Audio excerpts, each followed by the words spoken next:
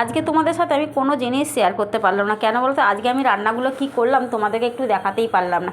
আমি গেছিলাম ওই বাড়িতে একটুখানি রেস্ট নিতে, খাওয়া দাওয়া করে, তখন বাজে 5:45। আমরা তো এরকম সময় খাই না, 5:30 5:45 বেজে যায় আমাদের খেতে খেতে। তা আমি বলি কি যাই, একটুখানি শরীরটা খারাপ লাগছে, একটুখানি শুয়ে আসি।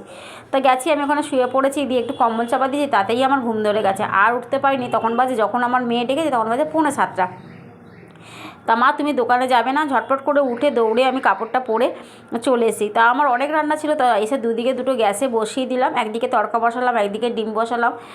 তারপর ডিম সোয়াবিন করেছি, আজকে ঘুগনি করেছি, অনেক কটা রান্নাবান্না ছিল। পিঙ্কি এসছে, তা ওকে আমি বললাম না তাড়াতাড়ি করে তুই বেলে ফেলে একটু রুটি করতে থাক, আমি তরকারিগুলো করে নিই।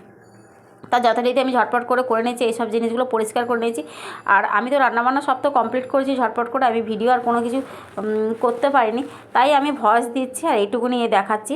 চলো তোমাদেরকে আমি দেখিনি আজকে আমি কী কী রান্না করেছি।